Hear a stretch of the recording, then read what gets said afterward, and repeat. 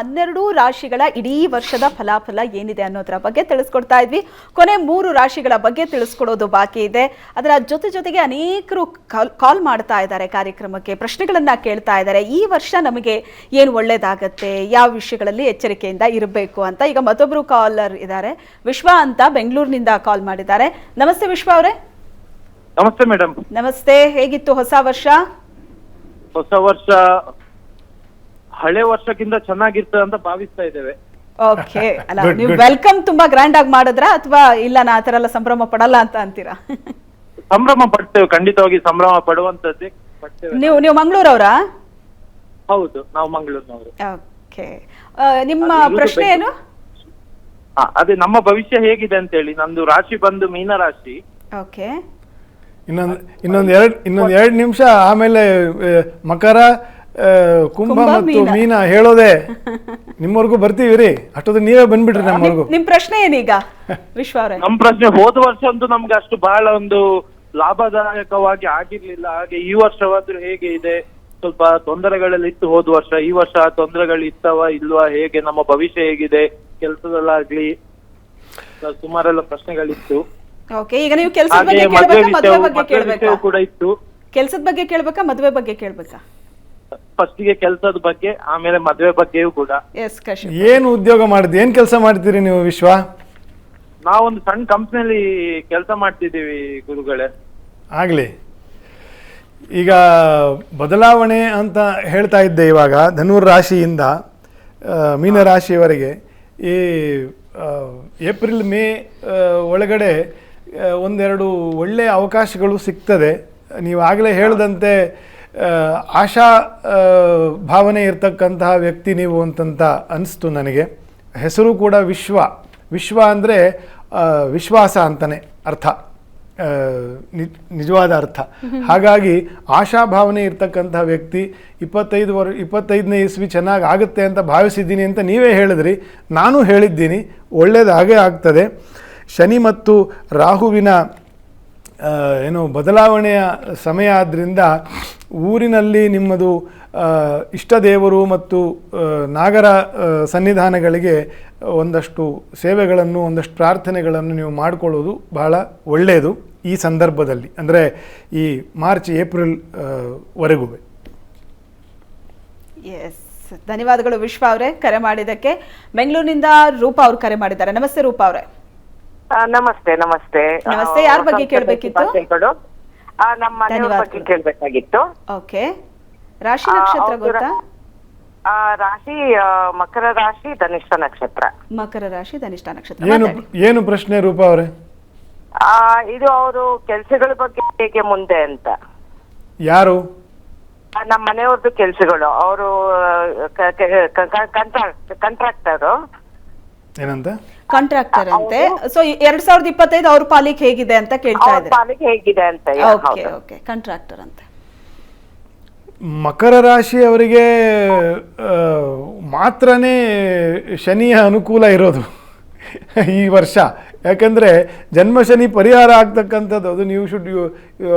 ನೀವು ವಿಶೇಷ ಈಶ್ವರ ದೇವರಿಗೆ, ಕುಲದೇವರಿಗೆಲ್ಲ ಅಭಿಷೇಕ ಮಾಡಿ ಒಂದು ಗ್ರಹಶಾಂತಿ ಹೋಮವನ್ನೆಲ್ಲ ಮಾಡೋದು ಒಳ್ಳೆಯದು. ಯಾಕಂದರೆ ಮಕರ ರಾಶಿ ಒಬ್ಬರಿಗೇನೇ ಶನಿಯ ದೋಷ ಇನ್ನು 27 ವರ್ಷ ಬರಲ್ಲ, ಆಯಿತಾ? ಹಾಗಾಗಿ ಮಕರ ರಾಶಿಯ ಒಂದು ಫಲ, ಏನೇನು ಪರಿಶ್ರಮ ಕಳೆದ 5 ವರ್ಷದಿಂದ ಹಾಕಿದ್ದೀರೋ ಅದೆಲ್ಲವೂ ಒಂದು ನಿಂತ ನೀರಾಗಿ ಇರತಕ್ಕಂಥ ಕೆಲವು ವಿಷಯಗಳೆಲ್ಲ ಚಾಲನೆ ದೊರೀತಕ್ಕಂಥದ್ದು, ಕೆಲವೆಲ್ಲ ಹೊಸ ಕೆಲಸ ಬಗ್ಸುಗಳು ಸಿಗ್ತಕ್ಕಂಥದ್ದು, ಇದೆಲ್ಲ ಆಗುತ್ತೆ ಮಕರ ರಾಶಿಯವರಿಗೆ. ಆದಾಗ ನಮ್ಮನ್ನು ನೆನೆಸ್ಕೊಳ್ತೀರಾ ಅಂತ ಭಾವಿಸ್ತೀನಿ. ಎಸ್, ಈಗ ವಿದ್ಯಾ ಅವರು ಕರೆ ಮಾಡಿದ್ದಾರೆ. ನಮಸ್ತೆ ವಿದ್ಯಾ ಅವರೇ. ನಮಸ್ಕಾರ ಮೇಡಮ್. ಎಸ್, ಯಾರ ಬಗ್ಗೆ ಕೇಳಬೇಕಿತ್ತು? ನಮ್ಮ ಮಗನ ಬಗ್ಗೆ ಕೇಳಬೇಕಾಗಿತ್ತು ಮೇಡಮ್. ಓಕೆ, ಅವ್ರದ್ದು ರಾಶಿ ನಕ್ಷತ್ರ ಗೊತ್ತಿದ್ಯಾ? ಮೀನ್ ರಾಶಿ, ಉತ್ತರ ಭಾದ್ರ ನಕ್ಷತ್ರ. ಓಕೆ, ಎಷ್ಟು ವರ್ಷ ಮಗನಿಗೆ? ಮಗನಿಗೆ 26 ರನ್ನಿಂಗ್ ಮೇಡಮ್. ಪ್ರಶ್ನೆ ಏನ್ ನಿಮ್ದು? ಅವನು ಉದ್ಯೋಗದ ಬಗ್ಗೆ. ಅವನಿಗೆ MBA ಆಗಿ 2 ವರ್ಷ ಆಯ್ತು ಮೇಡಮ್. ಓಕೆ, ಸರಿಯಾದ ಉದ್ಯೋಗ ಆಗ್ತಾ ಇಲ್ಲ. ಓಕೆ, ಈಗ ಇವತ್ತಿನಿಂದ ಒಂದು ಸೊಸೈಟಿನಲ್ಲಿ ಜಾಯ್ನ್ ಆಗಿದ್ದಾನೆ. ಏನೋ ಅಲ್ಲೇ ಅವನಿಗೆ ಭವಿಷ್ಯ ಚೆನ್ನಾಗಿದೆನಾ ಅಥವಾ ಗೌರ್ಮೆಂಟ್ ಜಾಬ್ ಏನಾದ್ರೂ ಆಗುದಾ ಅಂತ. ಓಕೆ, ಮಾತಾಡಿ ಕಶ್ಯಪ್ ಅವರಿದ್ದಾರೆ. ವಿದ್ಯಾ ಅವರೇ, ಗೌರ್ಮೆಂಟ್ ಜಾಬ್ ಆಗೋದು ತುಂಬ ಕಡಿಮೆ ಏನೋ ಸಾಧ್ಯತೆ. ಅವನು ಪ್ರೈವೇಟ್ನಲ್ಲೇ ಮಾಡಲಿ, ಮತ್ತು ಯಾವುದಾದ್ರೂ ಒಂದು ಸ್ಕಿಲ್ ಡೆವಲಪ್ಮೆಂಟ್ಗೆ ಇನ್ನೇನಾದರೂ ಸ್ಕಿಲ್ಸ್ ಅಪ್ಡೇಟ್ ಮಾಡ್ಕೊಳ್ಳೋದಕ್ಕೆ ನೋಡಿ. ಅವರ ಜನ್ಮ ಶನಿಯು ಈಗ ಈ ವರ್ಷದ ಆರಂಭದಲ್ಲಿ, ಈ ವರ್ಷದ ಶುರುವಿಂದಲೇ ಜನ್ಮ ಶನಿಯ ದೋಷಗಳು ನಡೀತದೆ. ಹಾಗಾಗಿ ಸರ್ಕಾರಿ ಕೆಲಸಗಳು ಅಂತಂತ ಏನು ಭರವಸೆ ಇಟ್ಕೊಳ್ಬೇಡಿ, ಪ್ರೈವೇಟಲ್ಲೇ ಮಾಡಲಿ. ಈ ವರ್ಷದ ಕೊನೆಗೆ ಅಂದರೆ ಈ ನವರಾತ್ರಿ ಹೊತ್ತಿಗೆ ಅಕ್ಟೋಬರ್ ನವಂಬರ್ ಹೊತ್ತಿಗೆ ಅವನಿಗೆ ತಕ್ಕ ಮಟ್ಟಿನ ರೆಸ್ಪೆಕ್ಟ್ಫುಲ್ ಜಾಬ್ ಸಿಕ್ಕಿರುತ್ತೆ. ನೀವು ಮದುವೆ ಕೂಡ ನೋಡ್ಬೋದು, ಮುಂದಿನ ವರ್ಷ ಮದುವೆ ಕೂಡ ಮಾಡಬಹುದು. ಎಸ್, ಧನ್ಯವಾದಗಳು. ಇನ್ನು ಶಿವಮೊಗ್ಗದಿಂದ ವಿರೂಪಾಕ್ಷ ಅವರು ಕರೆ ಮಾಡಿದ್ದಾರೆ. ನಮಸ್ತೆ ವಿರೂಪಾಕ್ಷ ಅವರೇ. ನಮಸ್ತೆ ಮೇಡಮ್. ಸರ್ ನಮಸ್ತೆ. ಯಾರ ಬಗ್ಗೆ ಕೇಳಬೇಕಿತ್ತು? ನಮ್ಮ ಮಗನ ಬಗ್ಗೆ ಕೇಳಬೇಕಾಯ್ತು ಮೇಡಮ್. ರಾಶಿ ನಕ್ಷತ್ರ ಗೊತ್ತಾ? ರಾಶಿ ನಕ್ಷತ್ರ ಗೊತ್ತಿಲ್ಲ, ಡೇಟ್ ಆಫ್ ಬರ್ತ್ ಗೊತ್ತು ಮೇಡಮ್. ಓಕೆ, ಎಷ್ಟು ವರ್ಷ ಮಗನಿಗೆ? ಅವನಿಗೆ 24 ವರ್ಷ ಮೇಡಮ್. ಓಕೆ, ಈ ಪ್ರಶ್ನೆ ಏನು ನಿಮ್ಮದು? ಇಲ್ಲ, ಅವನು ಒಂದು ಕೆಲಸ ಒಂದ್ ಕಡೆ ಸರಿಯಾಗಿ ಮಾಡ್ತಾ ಇಲ್ಲ, ಅದ್ರ ಬಗ್ಗೆ ಕೇಳಬೇಕಾಯ್ತು. ಮಾತಾಡಿ ಕಶ್ಯಪ್ ಅವ್ರ ಹತ್ರ ಮಾತಾಡಿ. ಹಾಂ ಸರ್. ವಿರೂಪಾಕ್ಷ ಅವರೇ, ಅವರ ಮಗನ ಡೇಟ್ ಆಫ್ ಬರ್ತ್ ಗೊತ್ತಿದೆ, ಒಂದು ಕಾಪಿ ಜಾತಕ ಯಾಕೆ ನೀವು ಮಾಡಿಸಿಲ್ಲ? ಮಾಡಿಸಿದೆ ಸರ್, ಈಗ ನನ್ನ ಹತ್ರ ಇಲ್ಲ ಸರ್, ಅದು ದೂರ ಇದೆ. ಸರಿ, ಅದನ್ನು ಯಾವಾಗಲೂ ಈಸಿಯಾಗಿ ಸಿಗೋವಂಥ ಜಾಗದಲ್ಲಿ ಇಟ್ಕೊಂಡಿರಿ, ಆಯ್ತಾ? ಮದುವೆ ವಯಸ್ಸು ಬಂದಿದೆ ಅವನಿಗೆ, ಏನಾದರೂ ಬೇಕು ಬೇಡ ಅಂತಂದರೆ ಬೇಗ ಚೆಕ್ ಮಾಡೋಕ್ಕೆ ಅನುಕೂಲ ಆಗ್ತದೆ. ಏನು ನಕ್ಷತ್ರ ಅವನದು? ರಾಶಿ ಏನು ಹೋಗಲಿ ಅವನದು? ಅದೇ ಗೊತ್ತಿಲ್ಲ ಸರ್. ಇವಾಗ ಸದ್ಯಕ್ಕೆ ಏನು ಕೆಲಸ ಮಾಡ್ತಾರೆ? ಇವಾಗ ಏನು ಕೆಲಸ ಮಾಡ್ತಾ ಇಲ್ಲ ಸರ್, ಒಂದು ಇದನ್ನ ಮಾಡ್ತಾನೆ, ಮ್ಯಾನೇಜ್ಮೆಂಟ್ ಕೋರ್ಸ್ ಅಂತೇನು ಮಾಡ್ತಾ ಇದ್ದಾರೆ. ಶಿವಮೊಗ್ಗದಲ್ಲೇನಾ? ಬೆಂಗಳೂರಲ್ಲಿ ಸರ್. ಬೆಂಗಳೂರಲ್ಲ? ಹೌದು ಸರ್. ಓದಿಕೊಂಡು ಕೆಲಸ ಮಾಡಬೇಕು, ಎರಡೂ ಒಟ್ಟಿಗೆ ಮಾಡಬೇಕಾ ಅವನು, ಅದು ಓದು ಮುಗಿಸ್ಬೇಕಾ? ಓದು ಮುಗಿಸಿದ್ರು ಪರವಾಗಿಲ್ಲ ಸರ್, ಅವ್ನು ಕೆಲಸ ಮಾಡಿದ್ರು ಪರವಾಗಿಲ್ಲ ಸರ್, ಯಾವ್ದಾರ ಒಂದು ಮಾಡ್ಬೇಕು, ಎರಡು ಮಾಡಿದ್ರು ಓಕೆ ಸರ್. ಈಗ ಮೊದಲು ಓದು ಮುಗಿಸ್ಲಿ, ಬಂದಿರೋದೇ ಓದಕ್ಕಲ್ವಾ? ಅವನು ಓದಿದ್ದು ಬಿಟ್ಟಿದ್ದ ಸರ್, ಡ್ರಾಪ್ ಮಾಡಿದ್ದ ಸ್ಕೂಲ್ನ ಕಾಲೇಜನ್ನ. ಏನೋ ಮಾಡ್ತಾ ಇದೀನಿ ಅಂತೇಳಿ ಮಾಡ್ತಾನೆ, ಅದು ಸರಿಯಾಗಿ ಹೋಗ್ತಾ ಇಲ್ಲ. ಹಾಗಾಗಿ ಒಂದ್ ಕೆಲ್ಸಕ್ಕೆ ಅಂತ ಕೈ ಹಾಕಿದಾನೆ ಸರ್, ಅದ್ ಏನಾಗುತ್ತೆ ಅಂತ ಗೊತ್ತಿಲ್ಲ ಸರ್. ಯಾವ ತರದ ಕೆಲಸಕ್ಕೆ? ಅವನು ಇದು ದುಬೈಗೆ ಏನೋ ಹೋಗ್ಬೇಕು ಅಂತೇಳಿ ಹೊರಟಿದ್ದಾನೆ ಸರ್ ಈ ಮಂತ್. ಹಾಗಾಗಿ ಕೇಳಿದೆ ಸರ್. ಸರಿಯಾಗಿರೋ ಪ್ರಿಪರೇಷನ್ ಇಲ್ಲದೆ ಮತ್ತೆ ಮಗನ ಪರವಾಗಿ ನೀವು ಕೇಳ್ತಾ ಇರೋದ್ರಿಂದ ನಾನು ಅವನ ಪರವಾಗಿ ನಿಮಗೆ ಸ್ಪಷ್ಟ ಉತ್ತರ ಕೊಡಲಿಕ್ಕೆ ಬರೋದಿಲ್ಲ. ಆದರೂ ಕೂಡ ಅವನ ಪ್ರಿಪರೇಷನ್ನನ್ನು ಸರಿಯಾಗಿ ನೀವು ವಿಚಾರ ಮಾಡಿಕೊಂಡು ಸರಿ ಇದೆಯಾ ಅಂತ ಕೇಳಿಕೊಂಡು ಅವನ ಸ್ಕಿಲ್ಗೆ ತಕ್ಕಂಥದ್ದು ಮಾಡ್ತಾ ಇದ್ದಾನಾ ಇಲ್ವಾ, ಅಲ್ಲಿಗೆ ಹೋಗಿ ಕಷ್ಟ ಆಗಬಾರ್ದು ಆಮೇಲೆ ನಾಳೆ. ಇದನ್ನೆಲ್ಲ ವಿಚಾರ ಮಾಡಿ ನೋಡಿ. ಮತ್ತು ನಿಮ್ಮ ಕುಲದೇವರಿಗೆ ಒಂದು ಹಣ್ಣು ಕಾಯಿ ಮಾಡಿಕೊಂಡು ಒಂದು ಪ್ರಾರ್ಥನೆ ಮಾಡಿ ಮಗನ ವಿಷಯದಲ್ಲಿ.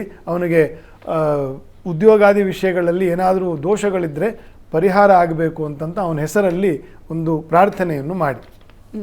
ಎಸ್, ಧನ್ಯವಾದಗಳು ಸರ್ ಕರೆ ಮಾಡಿದ್ದಕ್ಕೆ. ಬೆಂಗಳೂರಿನಿಂದ ಮುರಳೀಧರ್ ಕರೆ ಮಾಡಿದ್ದಾರೆ. ನಮಸ್ತೆ ಮುರಳೀಧರ್ ಅವರೇ. ಸರ್ ನಮಸ್ತೆ. ನಮಸ್ತೆ, ಹೇಳಿ.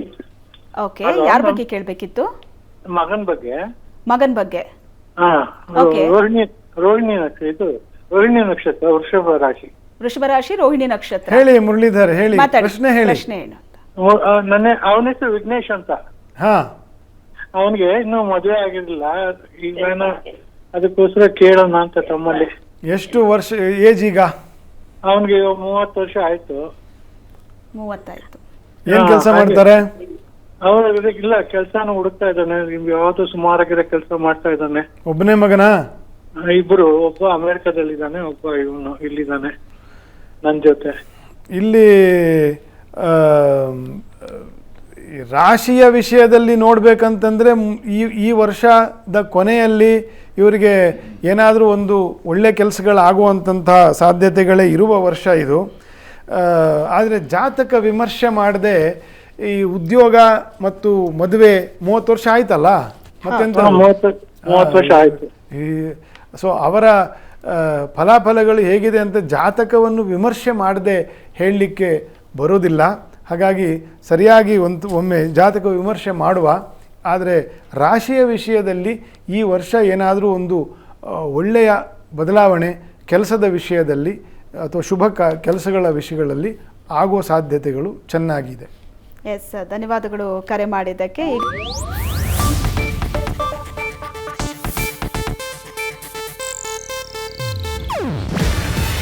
ಇದು ಏಷ್ಯಾನೆಟ್ ನ್ಯೂಸ್ ನೆಟ್ವರ್ಕ್ ಪ್ರಸ್ತುತಿ. ನೀವು ನೋಡ್ತಿದ್ದೀರಾ ಏಷ್ಯಾನೆಟ್ ಸುವರ್ಣ ನ್ಯೂಸ್.